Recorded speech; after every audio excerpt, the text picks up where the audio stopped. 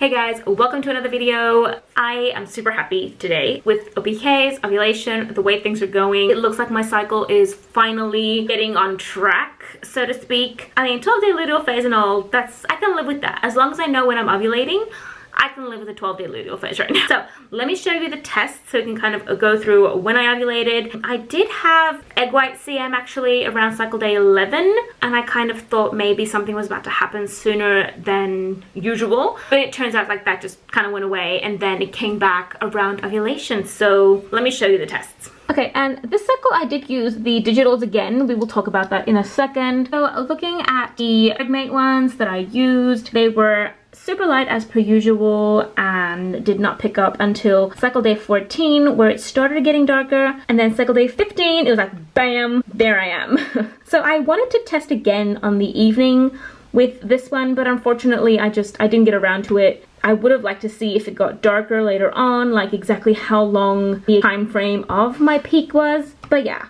I did do a test the day after as well as today, and those are lighter, distinctly lighter, heading back into their negative phase. So it was pretty clear positive. I'm really happy that I'm getting a clear positive around the same time. So a cycle day 16 ovulation seems to be what's happening now. And I did use these two. I didn't use them until I actually started getting like a darker line. So I only did two, one on cycle day 14 and one on cycle day 15. And I got the smiley face on cycle day 15 as well as the two dark lines. So I was really happy with that. I didn't want to use a whole bunch of like digitals when there was really no point, because... So I have to say I'm really happy with the Pregmate ovulation tests. They're really like, the positive is a clear positive, and it's just, they work really well. I'm really happy with them. I am going to be ordering some easy at home tests because I do like to kind of, you know, use the different ones. It depends on which ones I can actually get, because even the Pregmate ones are not necessarily as easy to get for me here in Australia. But yeah, depending on which ones I have, we'll kind of go from there. I did use the digitals. I wanted to use the digitals this cycle so that I can kind of confirm what the strips were telling me, because last cycle when I didn't use them, it just, I don't know, it feels like I'm lacking a bit of confirmation, and I wanted to see like if I get the smiley face at the same time as the dark lines on the strip test, etc. So it did happen, and unfortunately I didn't think of filming it, or, you know, the smiley face. I did get my smiley face, which I haven't gotten one in a while, and that was really good. Now, cycle day 16 ovulation, it looks like I moved from a cycle day 15 ovulation to a cycle day 16 ovulation. And when I say cycle day 15, this is going based on like before I had Iris. So during my TTC trying to conceive Iris, I would have 28-day cycles, or no matter what, and then I would have ovulation would be on cycle day 15 every time pretty much, except for I think every 3 cycles it would actually be cycle day 11 or 12. So I did think that might happen this cycle because of the egg white cervical mucus that I saw on cycle day 11, but it didn't really turn out to be anything after all, and like it vanished the next day pretty much, and then it showed up again literally on cycle day 14. So cycle day 14 and cycle day 15 I had a ton of egg white cervical mucus, like it was insane.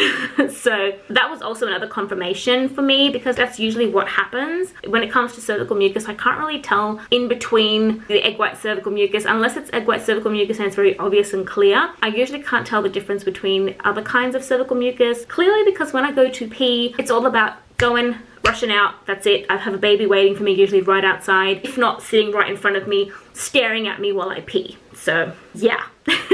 And they also say that usually the best time to check your cervical mucus is in the shower as well as your cervix. So again, I usually have a child staring at me. I don't know how I'm going to go around that, but we'll see. I am contemplating trying one of the more high-tech ovulation trackers. So maybe Mirror, or there was another one, I think, Temp Drop. That was one that you kind of wear here and takes your temperature, because I can't do basal body temperature, BBT basically.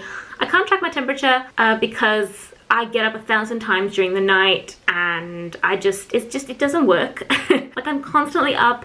Half the night I'm sleeping, literally sitting up because Iris, you know, being Iris. So tracking temperature is not easy for me, but I am contemplating trying something like that in the hopes that that will help me also understand my cycle a lot better, understand everything that's going on with my body a lot better, and hopefully lead to what we want.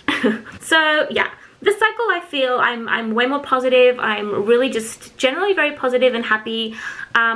doing new things on the channel as well. I'm going to be adding new things to the channel because I feel like that also played a big part in my general mental state this cycle, and I'm hoping to create like more videos in between TTC videos because it's fun and it gets my mind off of the whole TTC thing, because I feel that the more I do other things that I really love doing, basically not just for the sake of it, it makes me happier and it also makes me not overthink things and things just flow nicer. That's basically so yeah, so I hope you guys enjoy the new content that will be coming your way.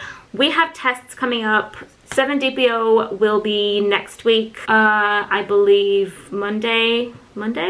Yeah, we're gonna start testing because that's what I do. Okay, we're gonna start a pee on a stick anonymous, like pee on a stick addiction anonymous thing. Like, we have to. It's a POAS addiction group.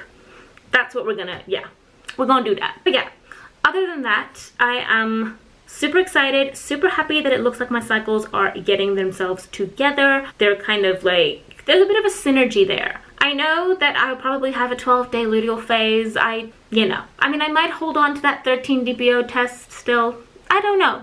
I think what I'm gonna do is just kind of let myself do what I feel at that moment. So if I feel the need to test, I will. If I feel like there's no point, I won't. And hopefully I won't need to test 13 DPO because things will happen sooner. You never know. Okay. I'm done, guys. I'm way too excited and quirky right now. I will see you in the next video. Bye.